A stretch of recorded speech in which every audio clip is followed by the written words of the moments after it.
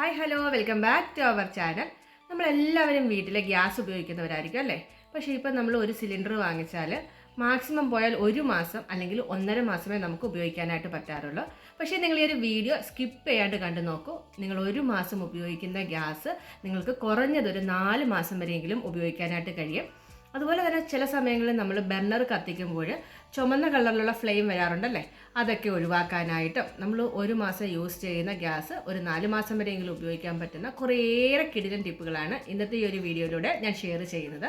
തീർച്ചയായും ഇത് എല്ലാ വീട്ടമ്മമാർക്കും ഉപകാരപ്രദമാവും. അപ്പോൾ സ്കിപ്പ് ചെയ്യാണ്ട് കാണണേ. നമ്മുടെ ആദ്യത്തെ ടിപ്പ്, നമ്മളെല്ലാവരും രാവിലെ അരി വേവിക്കാനായിട്ട് വെള്ളം വെക്കാറുണ്ടല്ലേ.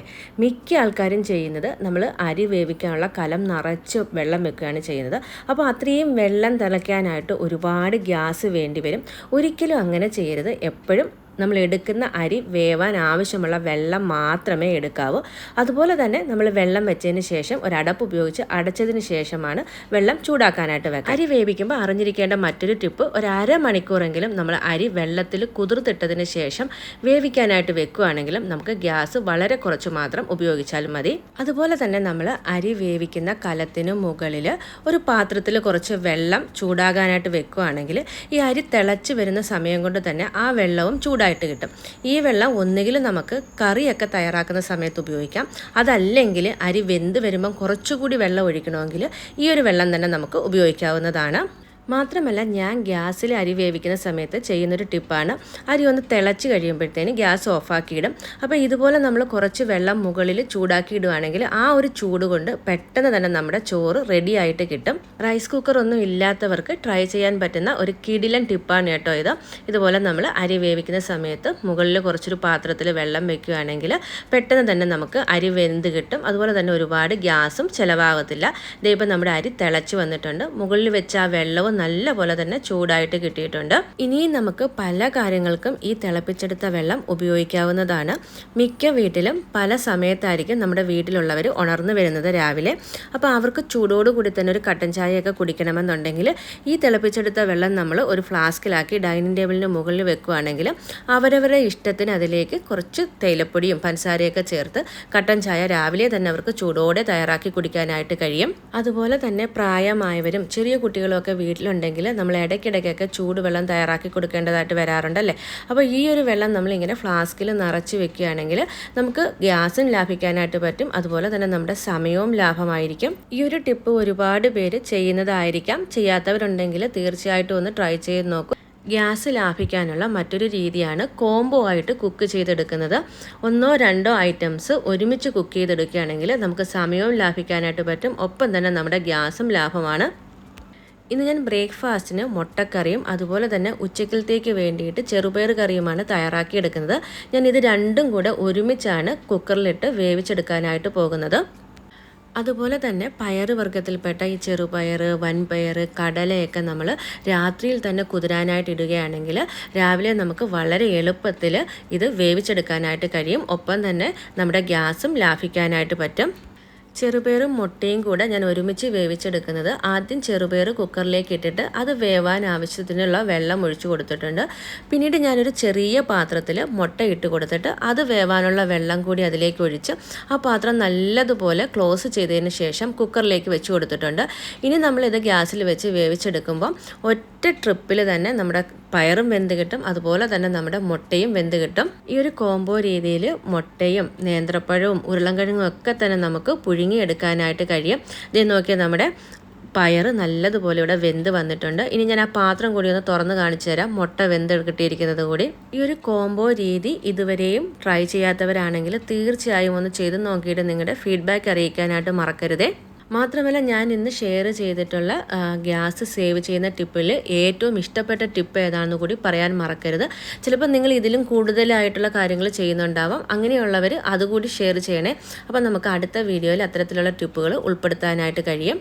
ഇനി നമുക്ക് ഗ്യാസ് സേവ് ചെയ്യാൻ പറ്റുന്ന അടുത്തൊരു ടിപ്പാണ്. ഇതുപോലെ നമ്മൾ പാത്രം അടുപ്പിലേക്ക് വെക്കുന്ന സമയത്ത് ഒരു ടിഷ്യൂ പേപ്പറോ കിച്ചൺ ടവലോ യൂസ് ചെയ്തിട്ട് അതിനുള്ളിലുള്ള വെള്ളം തുടച്ചതിന് ശേഷം ഫ്ലെയിം ഓൺ ആക്കുകയാണെങ്കിൽ നമ്മുടെ പാത്രം പെട്ടെന്ന് തന്നെ ചൂടായിട്ട് കിട്ടും.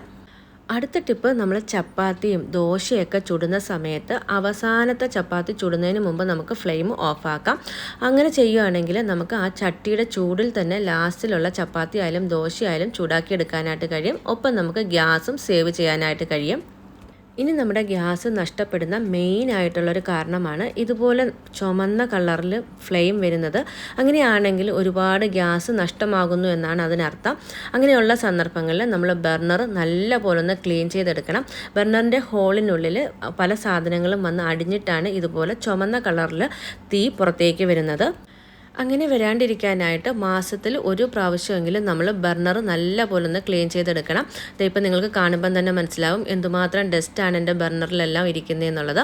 അപ്പോൾ ഞാൻ ക്ലീൻ ചെയ്തെടുക്കുന്നൊരു രീതിയാണ് വന്നിട്ട്, നമ്മൾ ഉപയോഗിച്ച് കഴിഞ്ഞിട്ടുള്ള മെഡിസിൻ്റെ സ്ട്രിപ്പുകളുണ്ടല്ലോ, അത് ഉപയോഗിച്ചിട്ടാണ് ഞാൻ ഈ ഹോളുകളൊക്കെ നല്ലതുപോലെ ഒന്ന് ക്ലീൻ ചെയ്ത് എടുക്കുന്നത്.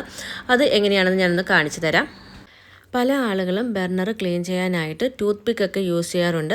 അങ്ങനെ ചെയ്യുന്ന സമയത്ത് ചിലപ്പോൾ അത് ഒടിഞ്ഞിട്ട് അതിനുള്ളിലായാൽ വീണ്ടും നമുക്ക് പണിയാവും കേട്ടോ. അപ്പോൾ അതൊന്നും ഉണ്ടാവാണ്ടിരിക്കാനായിട്ട് ഇതുപോലെ നമ്മൾ ഉപയോഗിച്ച് കഴിഞ്ഞിട്ടുള്ള മെഡിസിൻ്റെ ഈ ഒരു സ്ട്രിപ്പ് എടുത്തിട്ട് അതിൻ്റെ സൈഡ് ഭാഗം ഇതുപോലെ ഒന്ന് കട്ട് ചെയ്തെടുത്തിട്ട് അത് ഉപയോഗിച്ചിട്ട് നമ്മൾ ബർണറിൻ്റെ ഹോളുകളൊക്കെ ക്ലീൻ ചെയ്തെടുക്കുകയാണെങ്കിൽ പെട്ടെന്ന് തന്നെ നമുക്ക് ക്ലീൻ ചെയ്തെടുക്കാനായിട്ട് കഴിയും. ബ്രഷൊക്കെ യൂസ് ചെയ്ത് നമ്മൾ ക്ലീൻ ചെയ്താലും നല്ല പ്രോപ്പറായിട്ട് നമുക്ക് ക്ലീൻ ചെയ്തെടുക്കാനായിട്ട് കഴിയില്ല. അതേസമയം ഇതുപോലെ ഒരു സ്ട്രിപ്പിൻ്റെ ഭാഗം നമ്മൾ കട്ട് ചെയ്തെടുത്തിട്ട് ഹോളുകളൊന്ന് ക്ലീൻ ചെയ്തെടുക്കുകയാണെങ്കിൽ നല്ലതുപോലെ തന്നെ ഹോളൊക്കെ വൃത്തിയായിട്ട് കിട്ടും. അപ്പോൾ ഇങ്ങനെ ചെയ്ത് നോക്കാത്തവരുണ്ടെങ്കിൽ ഒന്ന് ട്രൈ ചെയ്ത് നോക്കൂ. അതിനുശേഷം നമുക്ക് ബർണർ നല്ല പോലെ ഒന്ന് കഴുകി വൃത്തിയാക്കി എടുക്കണം. ഈ ഒരു രീതിയിൽ ബർണറൊക്കെ 2 മാസം കൂടുമ്പോൾ ഒരു പ്രാവശ്യമൊക്കെ ഒന്ന് ചെയ്തെടുക്കുകയാണെങ്കിൽ നമുക്ക് ഗ്യാസ് ലാഭിക്കാനായിട്ട് കഴിയും.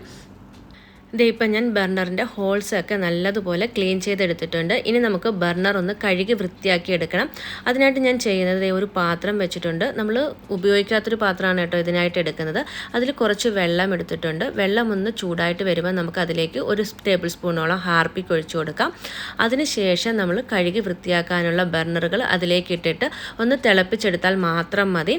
നമ്മൾ ഉരച്ച് കഴുകി ഒന്നും വേണ്ട. നല്ല പോലെ തന്നെ ഇതിനുള്ളിലുള്ള അഴുക്കുകളൊക്കെ പോയിട്ട് അതിൻ്റെ ഹോൾസൊക്കെ നല്ല പോലെ തന്നെ ഓപ്പൺ ആയിട്ട് കിട്ടും. വളരെ ഈസി ആയിട്ടുള്ള ഒരു ക്ലീനിങ് രീതിയാണ് കേട്ടോ. സാധാരണ നമ്മൾ ബർണറൊക്കെ ക്ലീൻ ചെയ്തെടുക്കണമെങ്കിൽ ബ്രഷൊക്കെ ഉപയോഗിച്ച് കുറേ നേരം ഉരച്ച് കഴുകിയൊക്കെ എടുക്കേണ്ടതായിട്ട് വരാറുണ്ട്. പക്ഷേ ഈ ഒരു രീതിയിലാണെങ്കിൽ നമ്മൾ ഹാർപ്പിക്ക് ഒഴിച്ച വെള്ളത്തിലൊന്ന് തിളപ്പിച്ചെടുത്താൽ മാത്രം മതി. ഇപ്പോൾ നമ്മൾ ആ ഒരു വെള്ളം തിളച്ച് വന്നിട്ടുണ്ട്. ഇനി ഞാൻ ഫ്ലെയിം ഓഫ് ആക്കിയിട്ട് തണുത്തതിന് ശേഷം ഇത് നിങ്ങൾക്കൊന്ന് കാണിച്ചു തരാം എത്രത്തോളം നമ്മുടെ ബർണർ ക്ലീനായി കിട്ടിയെന്നുള്ളത്. ഇപ്പോൾ ഇത് തണുത്തതിന് ശേഷമുള്ള നമ്മുടെ ബർണറാണ്. എത്ര നല്ല രീതിയിലാണ് ക്ലീൻ ആയിട്ട് കിട്ടിയിരിക്കുന്നത്. ഞാൻ ഉരച്ചൊന്നും കഴുകിയിട്ടില്ല കേട്ടോ. അത് നിങ്ങൾക്ക് ഈ വെള്ളം കാണുമ്പോൾ തന്നെ മനസ്സിലാവും.